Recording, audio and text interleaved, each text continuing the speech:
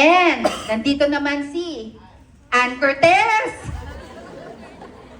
Antonetta Daone. Antoinette Hadaone. Derek! Akala ko si Ann Cortez eh, may Jericho kasi tayo dito eh.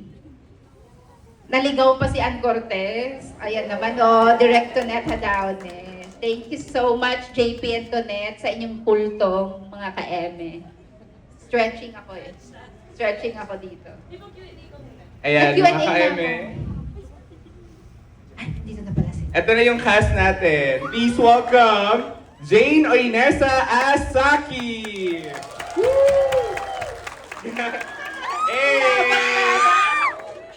And our Midnight Girl Vicky is Jody Santa Maria!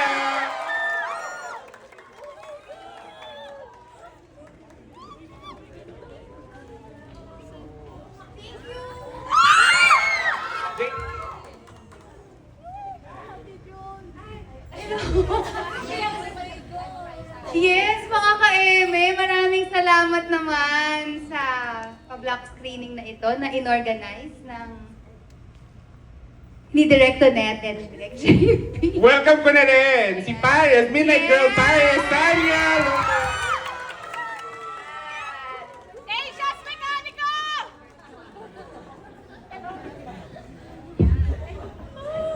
Nangunguha ng mic, sorry po. Hello mga ka-eme! Ang taas. Hello po, naku maraming salamat po. Nagustuhan niyo ba yung pelikula? Naku, thank you so much po sa suporta ninyo, sa lahat ng mga sumusuporta na mga ka-eme natin dyan. So, Sanya Warriors, nakikita ko rin dyan. Hello!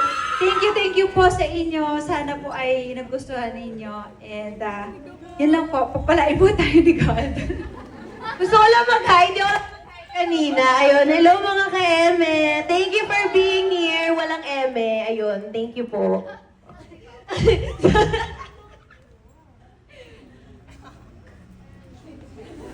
Ayun, so... tayo.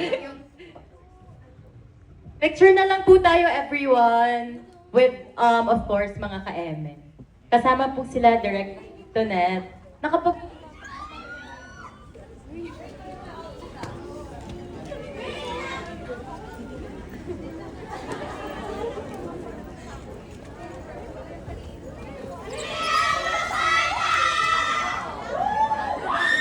Okay, photo po tayo. Ayan. Dito po yung tingin. Pwede po pa-on ng mga flashlight natin. Pabuksan po yung flashlight and pataas po ng mga cellphone. Ayan. Okay. 1, 2, 3, smile. 1, 2, 3, smile. Okay, retain lang po yung lights. Video lang po tayo. Midnight Girls, get out. Okay? In 3, 2, 1, go! Midnight Girls, get out! Okay, isa pa po. Midnight Girls now on its second week. Okay? Nagpabangko. Okay. In 3, 2, 1, go!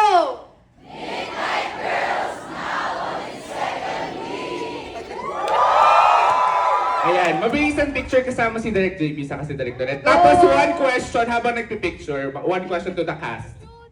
Go Direct, go Direct. Sino yung magtatanong?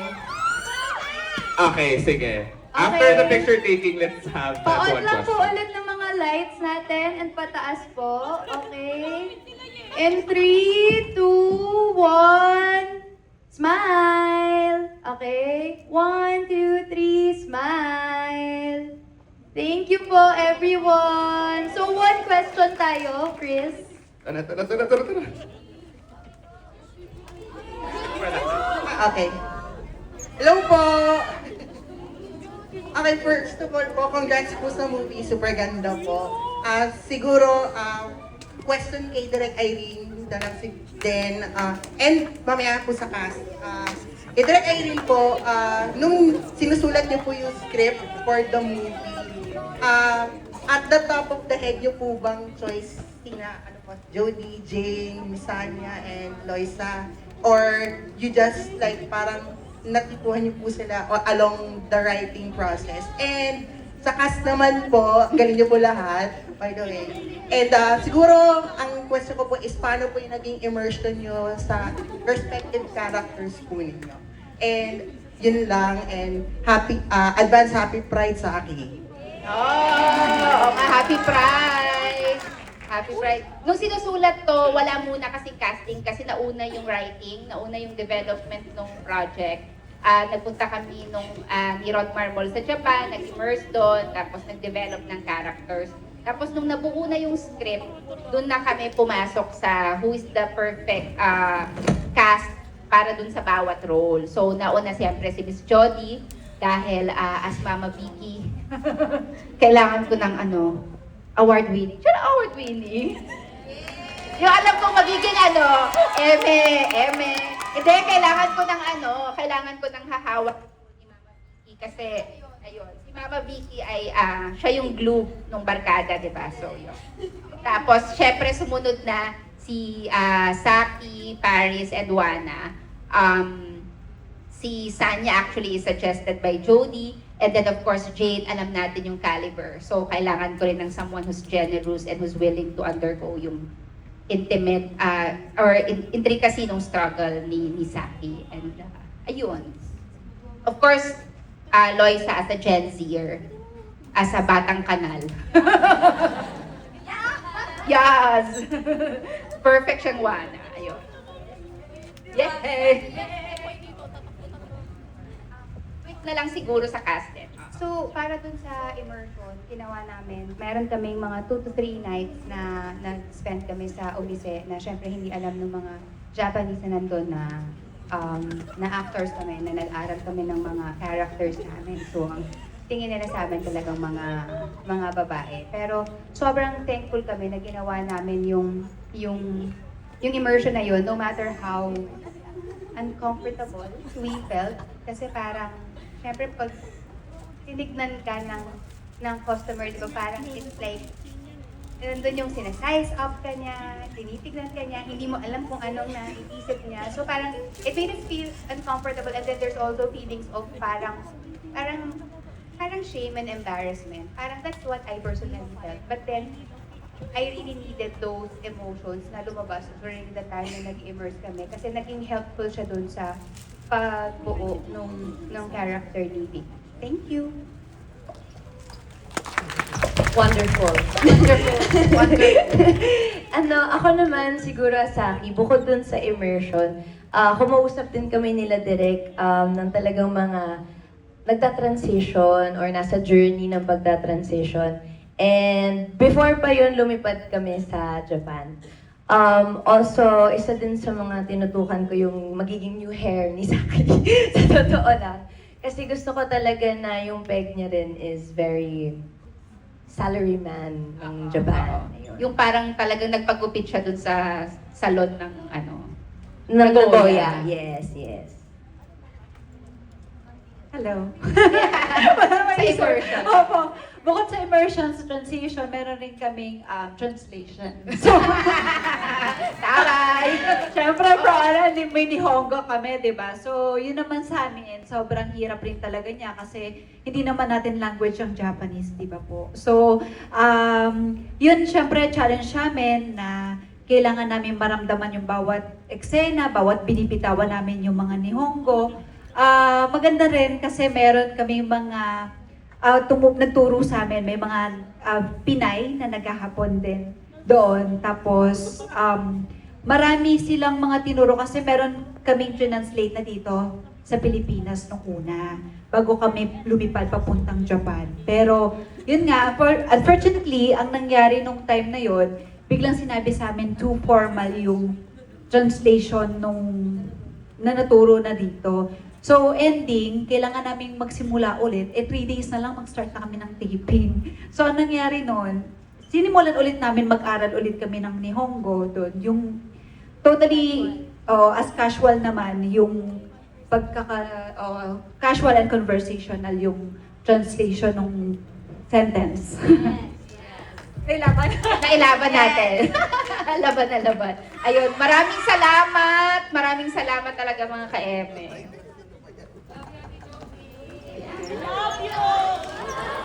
Oo. Thank you. And I hope you can watch again. Repost. If you like the movie, please repost. Spread the word. Put it on Facebook, Instagram, TikTok, Friendster, Tumblr, at kung ano-ano pang accounts. Wow! Okay, thank you po. May MOS po tayo sa labas. Pa-interview po tayo and spread the word. And also, if pwede pong... Salamat po ulit! Thank you po!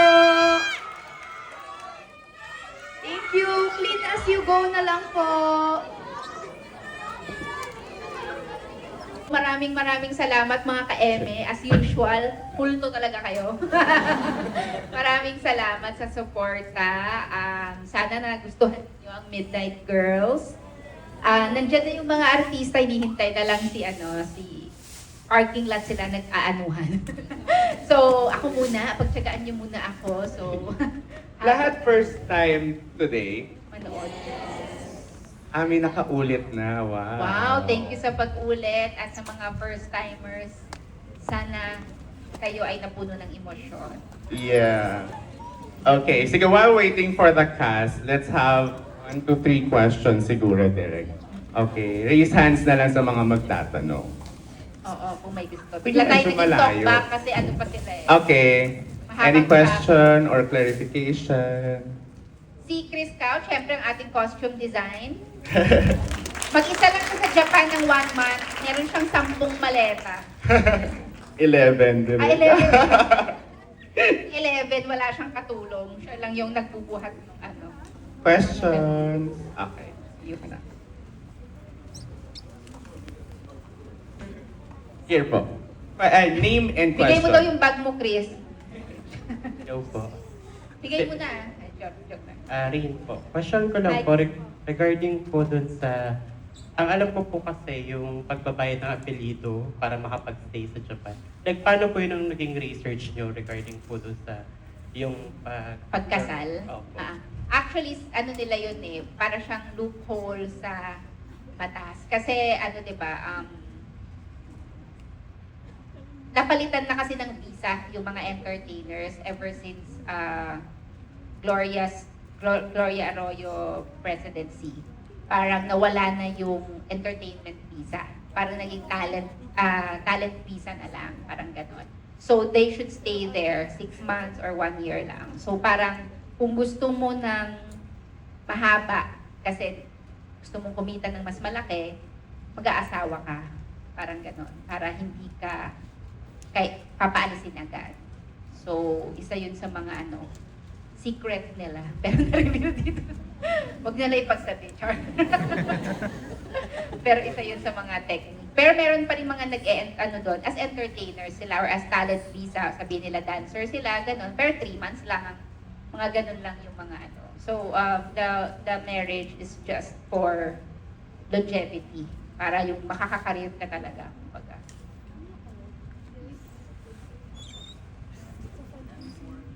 More questions? Siguro dalawa pa. Okay. Sabihan tayo ni Jillian kung ano.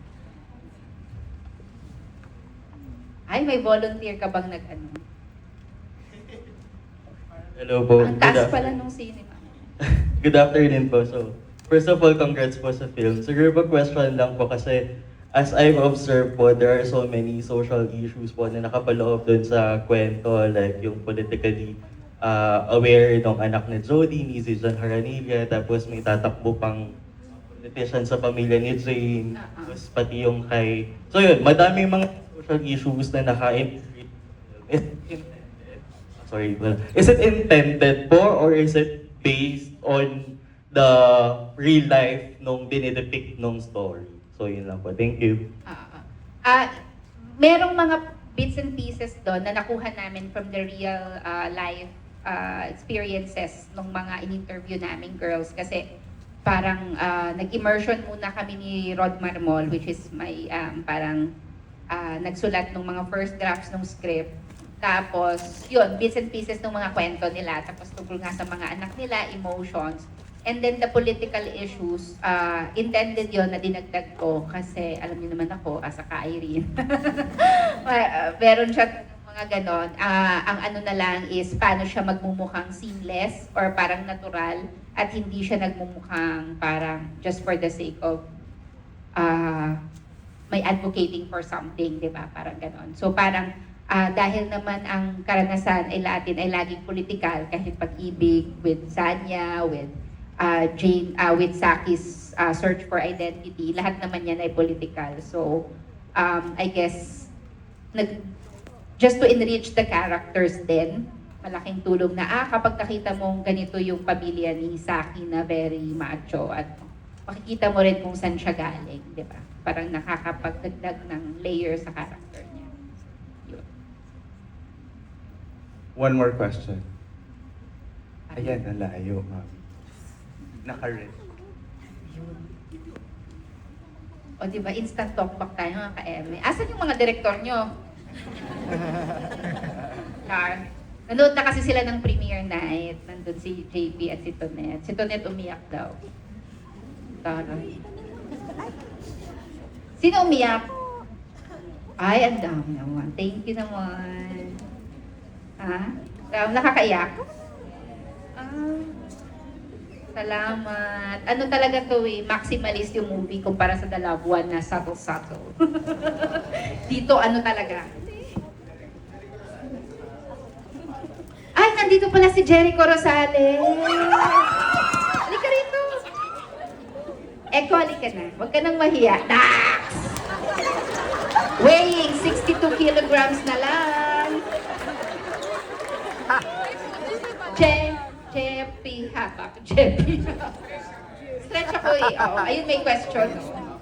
Ayan, sige po. Nag-expect po ako medyo same din po dun sa question about sa how did you research po doon sa kabuuan po ng storya. Like for example, yung iba po ba doon or karamihan ba talagang for the sake of the drama? Kasi madalas di ba naririnig natin sa mga movies when like for example yung movie ni Jericho Rosales na Manuel Quezon. Nabanggit doon no, na for the sake of the drama or the movie, may mga dinagdag sila or may mga nai-insert po na eksena. Ganon din po ba dito sa movie na to? Yan lang po. Parang siguro hindi yung for the sake of drama, but for the sake of the story and the emotional weight. Parang kasi kung i-real life mo siya ng todo, documentary ang tawag doon, 'di ba? Parang kung talagang we stick to the dapat ini-interview natin sila, sinusundan natin sila na parang halos reality show siguro or ganun. So parang dito kailangan talaga nung emotionality at kung paano magtatagni-tagni yung kwento. So doon pumapasok yung craft ng screenwriting, ganon. And nasaan na sila sa part na to ng kwento, ano na yung emotion, mag-iigting na ba, paano masosolve yung kanya-kanyang crisis. So yun yung mga dinagdag, yun yung mga kailangang elements na dinadagdag mo sa pagsusulat, sa pagkakraft, sa pagbuo ng kwento. Yun.